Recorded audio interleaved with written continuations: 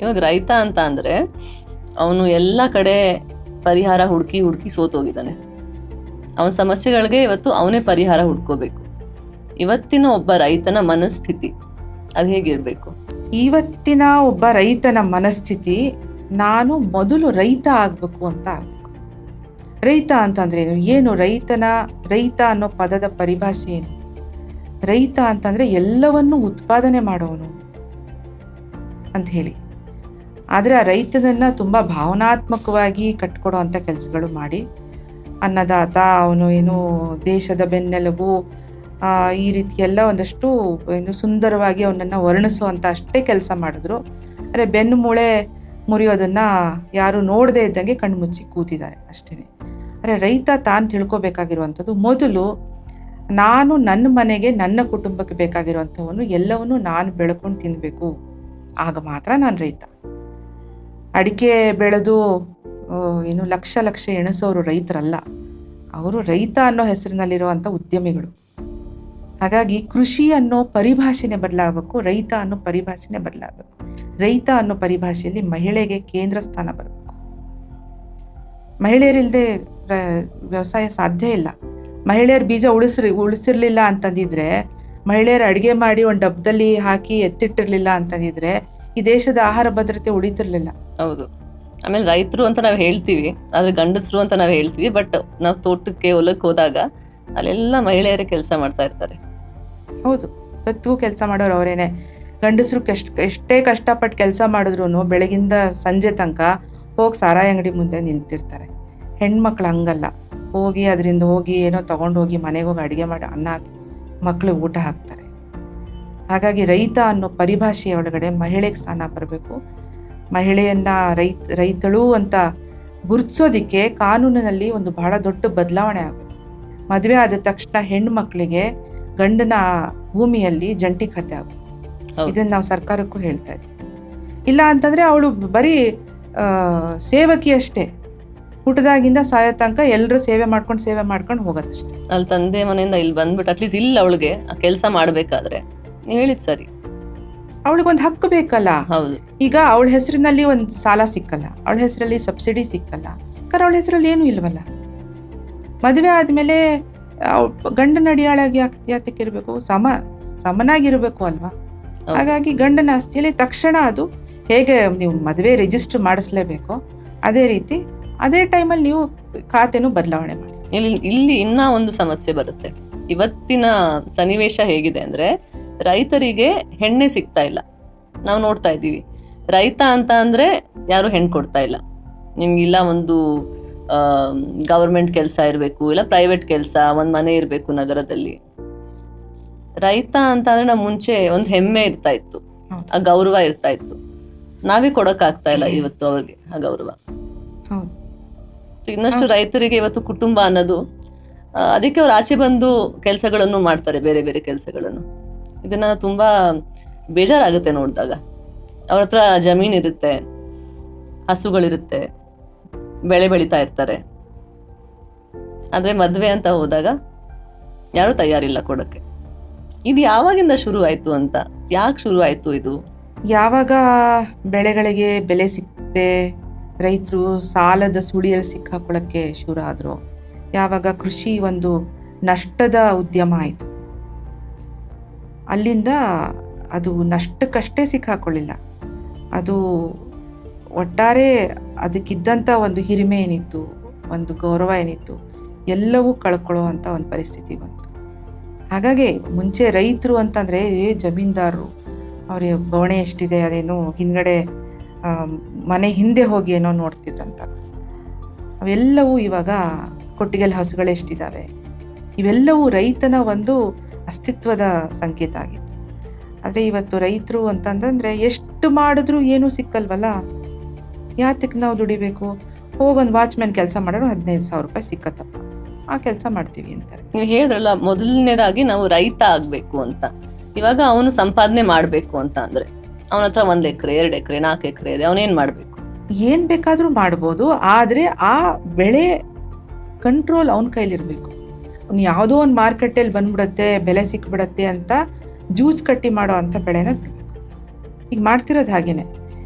ಈಗ ಏನು ಅರಿಶಿನ ಹಾಕ್ತೀವಿ ಅಥವಾ ಮೆಕ್ಕೆಜೋಳ ಬೆಳಿತೀವಿ, ಬೆಲೆ ಸಿಕ್ಕತ್ತೆ ಅನ್ನೋ ಒಂದು ಭ್ರಮೆಯಲ್ಲಿ ಬೆಳೀತಾರೆ. ಆ ದೂರದೃಷ್ಟಿನೇ ಇರೋದಿಲ್ಲ. ನಾನೇನು ಬೆಳಿತೀನೋ ಅದನ್ನು ನಾನು ಮಾರ್ತೀನಿ, ನಾನು ಬದುಕು ಕಟ್ಕೊಳ್ತೀನಿ ಅನ್ನೋ ಅಂಥ ಭರವಸೆ ಅವನಿಗಿರಬೇಕು ಅಥವಾ ಅವಳಿಗಿರಬೇಕು. ಇಲ್ಲ ಅಂತಂದರೆ ಅಂಥ ಬೆಳೆನ ಬೆಳಿಬಾರ್ದು. ಕಬ್ಬು ಬೆಳೆದು ನೀವು ಶುಗರ್ ಫ್ಯಾಕ್ಟ್ರಿಗೆ ನೀವು ಖರೀದಿ ಮಾಡಿ ಅಂತ ನಾವು ಬೀದಿಲಿ ಹೋರಾಟ ಮಾಡೋದಕ್ಕಿಂತ ನೀನು ಶುಗರ್ ಫ್ಯಾಕ್ಟ್ರಿಲಿ ನಾನು ಕೊಡೋದಿಲ್ಲ, ನಾನು ಬೆಲ್ಲ ಮಾಡಿ ನಾನು ಮಾರ್ಕೋತೀನಿ ಅನ್ನೋವಂಥ ಒಂದು ಮಟ್ಟಕ್ಕೆ ಎಲ್ಲ ರೈತರು ಬಂದುಬಿಟ್ಟಾಗ ಎಲ್ಲ ಗ್ರಾಹಕರು ಮತ್ತು ಏನು ಬಳಕೆದಾರರು ಸಕ್ಕರೆ ಬದಲು ಕಬ್ಬನ್ನು ಬಳಸೋಕ್ಕೆ ಶುರು ಮಾಡಿದಾಗ ಆವಾಗ ಏನೋ ಒಂದು ಬದಲಾವಣೆ ಬರುತ್ತೆ. ಇಲ್ಲ ಅಂತಂದರೆ ಸಕ್ಕರೆ ಫ್ಯಾಕ್ಟ್ರಿಗಳು ನಿಮ್ಗೆ ಯಾತಕ್ಕೆ ಕೊಡ್ತಾರೆ? ಸಕ್ಕರೆ ಫ್ಯಾಕ್ಟ್ರಿಗಳವರು ಈಗ ಮೊನ್ನೆ ಈ ಕಬ್ಬಿನ ಚಳವಳಿಲೇನೆ ಸಿದ್ದರಾಮಯ್ಯನವರೇ ಕೇಳಿದ್ರು ಸಕ್ಕರೆ ಕಾರ್ಖಾನೆ ಮಾಲೀಕರಿಗೆ, ಆಯ್ತಪ್ಪ ನೀವು ಬಾಕಿ ಕೊಡೋಕ್ಕೆ ದುಡ್ಡಿಲ್ಲ, ನಿಮಗೆ ಬೆಲೆ ಕೊಡೋಕ್ಕಾಗೋದಿಲ್ಲ, ಅವ್ರು 3,500 ರೂಪಾಯಿ ಕೇಳ್ತಿದ್ದಾರೆ, ನಮ್ಗೆ ಅಷ್ಟು ಕೊಡೋಕ್ಕಾಗಲ್ಲ ಅಂತಿದ್ದಾರಲ್ಲ, ನೀವು ಪ್ರತಿ ವರ್ಷ ಒಂದೊಂದು ಎಕ್ಸ್ಟ್ರಾ ಸಕ್ಕರೆ ಫ್ಯಾಕ್ಟ್ರಿಗಳು ಶುಗರ್ ಫ್ಯಾಕ್ಟ್ರಿಗಳು ತೆಗಿತಿದಾರಲ್ಲ, ನೀವು ನಿಜವಾಗ್ಲೂ ನಷ್ಟದಲ್ಲಿದ್ದೀರಾ ಅಂತ. ಎಷ್ಟು ಸಿಂಪಲ್ ಕ್ವಶನ್ ಅಲ್ವಾ? ಸೊ ಹೀಗಿರುವಾಗ ಪರಿಸ್ಥಿತಿ, ನಾವು ಕಚ್ಚಾ ವಸ್ತುವನ್ನು ತಯಾರು ಮಾಡೋದನ್ನು ಬೆಳೆಯೋದನ್ನು ಬಿಟ್ಟು ನಾವು ಏನೇ ಬೆಳೆದ್ರು ಆಹಾರ ವಸ್ತುವನ್ನು ಮಾತ್ರ ಬೆಳೆದು ಅದಕ್ಕೆ ಮೌಲ್ಯವರ್ಧನೆ ಮಾಡಬೇಕು, ನಮ್ಮ ಬೆಲೆನ ನಾವೇ ಕಟ್ಟಬೇಕು, ಕರೆಕ್ಟಾಗಿ ಲೆಕ್ಕಾಚಾರ ಹಾಕ್ಬೇಕು ಎಷ್ಟು ಖರ್ಚಾಯಿತು. ಗ್ರಾಹಕರ ಸುಲಿಗೆ ಕೂಡ ನಡೀತಾ ಇದೆ. Organic food and is nothing but looting the consumers. ಗ್ರಾಹಕರ ಸುಲಿಗೆ ನಡೀತಾ ಇದೆ. ಒಂದಕ್ಕೆ 10 ಪಟ್ಟು ಬೆಲೆ ಮಾರ್ತಿದ್ದಾರೆ. ಅದು ಕೂಡ ತಡಿಬೇಕು. ಇಬ್ಬರ ಶೋಷಣೆನೂ ತಡಿಬೇಕು. ಯಾಕಂದರೆ ಆಹಾರ ಒಂದು ನಂಬಿಕೆಯ ಸಂಕೇತ. ನನಗೆ ನಿಮ್ಮ ಜೊತೆ ಏನೋ ಒಂದು ಬಾಂಧವ್ಯ ಬೆಳೆಸ್ಬೇಕು, ಒಂದು ಫ್ರೆಂಡ್ಶಿಪ್ ಬೆಳೆಸ್ಬೇಕಂದ್ರೆ ನಿಮ್ಮನ್ನು ಊಟಕ್ಕೆ ಕರಿತೀನಿ, ನಾನು ಮನೆಗೆ ಬನ್ನಿ ಊಟಕ್ಕೆ ಅಂತ. ಆ ಥರದ ಒಂದು ಆಹಾರವನ್ನು ತಗೊಂಡೋಗಿ ನಾವೊಂದು ಮಾರಾಟದ ವಸ್ತುವಾಗಿ ಮಾಡಿ ಈ ಕಡೆ ಬೆಳೆಯೋನಿಗೂ ಲಾಭ ಇಲ್ಲ, ಆ ಕಡೆ ತಿನ್ನೋರ್ಗೂ ಲಾಭ ಇಲ್ಲ ಅನ್ನೋವಂಥ ಪರಿಸ್ಥಿತಿಯಲ್ಲಿ ದಲ್ಲಾಳಿಗಳು ಮಧ್ಯವರ್ತಿಗಳು ತಂದು ನಿಲ್ಲಿಸಿದ್ದಾರೆ. ಇದನ್ನು ಬದಲಾಯಿಸ್ಬೇಕು ಅಂತಂದರೆ ಕಚ್ಚಾ ವಸ್ತುವನ್ನು ಬೆಳೆಯೋದನ್ನು ರೈತರು ಬಿಡಬೇಕು. ಬಳಕೆದಾರರು ನಾನು ರೈತರಿಂದ ಮಾತ್ರ ಖರೀದಿ ಮಾಡ್ತೀನಿ ಅನ್ನೋ ಮನಸ್ಥಿತಿಗೆ ಅವ್ರು ಬರಬೇಕು. ಹುಡ್ಕೊಂಡು ಹೋಗ್ಲಿ, ರೆಸಾರ್ಟಿಗೆ ಹೋಗ್ತಾರಲ್ಲ ಹಾಗೆ ಪಕ್ಕದ ಹಳ್ಳಿಗಳಿಗೆ ಹೋಗಿ ಹುಡ್ಕೊಂಡು ಹೋಗ್ಲಿ, ರೈತರ ಜೊತೆಗೆ ಸಂಬಂಧ ಬೆಳೆಸ್ಲಿ, ರೈತರು ಬೆಳೆದಿರೋ ಕೊತ್ತಂಬರಿ ಸೊಪ್ಪು ತಗೊಬರ್ಲಿ, ಒಂದು ವಾರಕ್ಕೆ ಹಾಲು ಹೆಂಗೆ ಕರೀತಾರೆ ಅಂತ ಮಕ್ಳಿಗೆ ತೋರಿಸ್ಲಿ. ಈ ಥರದ ಒಂದು ಅದೇ ಆಗ್ರಿ ಟೂರಿಸಮ್ ಅಂದರೆ ಏನೋ ಈಗೇನೋ ಮಾಡ್ತಿದ್ದಾರೆ, ಹಟ್ಟುಗಳನ್ನು ಕಟ್ಟಿಬಿಟ್ಟು ಗುಡಿಸಲುಗಳನ್ನು ಕಟ್ಟಿ ಅಲ್ಲಿ ಒಳ್ಳೆ ಊಟ, ಅದಲ್ಲ ಆಗ್ರಿ ಟೂರಿಸಮ್ ಅನ್ನುವಂಥದ್ದು ನಮ್ಮ ಹೊಸ ಸಂಸ್ಕೃತಿಯ ಭಾಗ ಆಗಬೇಕು. ರೈತ ಅವನ ಪ್ರೊಫೆಷನ್ ಬಿಟ್ಟು ಹೋಗೋ ಅವಶ್ಯಕತೆ ಇಲ್ಲ. ಇವತ್ತು ಬೇರೆ ಅವಕಾಶಗಳಿದೆ ಅವನಿಗೆ. ಅವನು ಹೋಗ್ಬಿಟ್ಟು ವಾಚ್ಮ್ಯಾನ್ ಆಗೋ ಖಂಡಿತ ಇಲ್ಲ. ಯಾರ ಮನೆ ಬಾಗಿಲು ಕಾಯ್ಬೇಕಾಗಿಲ್ಲ. ರೈತನಿಗಿರುವಂಥ ಒಂದು ಅವಕಾಶ ಬೇರೆ ಯಾರಿಗೂ ಇಲ್ಲ. ರೈತನಿಗೆ ಕೋವಿಡಲ್ಲಿ ಏನಾಯಿತು? ಕೋವಿಡ್ನಲ್ಲಿ ಎಲ್ಲರೂ ವಾಪಸ್ಸು ಭೂಮಿ ಇರೋರೆಲ್ಲ ಹಳ್ಳಿಗೆ ಹೋದ್ರು. ಹೌದು. ಹಾಗಾಗಿ ಕೋವಿಡ್ ಎಲ್ಲವೂ ತೋರಿಸ್ಕೊಟ್ಬಿಡ್ತು. ಆಹಾರ ಎಷ್ಟು ಮುಖ್ಯ ಅನ್ನೋ ತೋರಿಸ್ಕೊಟ್ಬಿಡ್ತು. ಎಲ್ಲದಕ್ಕೂ ನಿರ್ಬಂಧನೆಗಳಿದ್ವು, ಆಹಾರಕ್ಕೆ ನಿರ್ಬಂಧನೆ ಇರಲಿಲ್ಲ. ಹೋಗಿ ನೀವು ಮಾರಕ್ಕೆ ಸಾಧ್ಯತೆ ಇತ್ತು, ಏನೇ ಬೆಳೆದಿದ್ರು ಅದಕ್ಕೆ ಮಾರಾಟಕ್ಕೆ ಸಾಧ್ಯತೆ ಇತ್ತು. ಹಾಗಾಗಿ ರೈತನಿಗಿರುವಂಥ ಒಂದು ಅವಕಾಶ ಇದೆಯಲ್ಲ, ಒಂದು ಭದ್ರತೆ, ಅವನಿಗೆ ಸರ್ಕಾರ ಯಾರೂ ಜೊತೆಗೆ ನಿಲ್ಲದೆ ಇದ್ರು ಆ ಭೂಮಿ ತಾಯಿ ಒಂದು ಭದ್ರತೆ ಕೊಡ್ತಾಳಲ್ಲ, ಆ ಭದ್ರತೆ ನಾನು ನಂಬಬೇಕು. ರೈತ ಸ್ವಲ್ಪ ಬುದ್ಧಿ ವಿವೇಕನ ಉಪಯೋಗಿಸಿ ಹೇಗೆ ಮಾರಬಹುದು, ಹೌದು, ಎಲ್ಲಿ ಮಾರಬೇಕು, ಹೌದು, ಅಷ್ಟು ಮಾಡಿದ್ರೆ ಸಾಕು. ಮತ್ತೆ ಸುಮ್ಮನೆ ಅಕ್ಕಪಕ್ಕದವ್ರನ್ನ ನೋಡಿ ಅದನ್ನ ಕಾಪಿ ಮಾಡೋದನ್ನ ಬಿಡ್ಬೇಕು.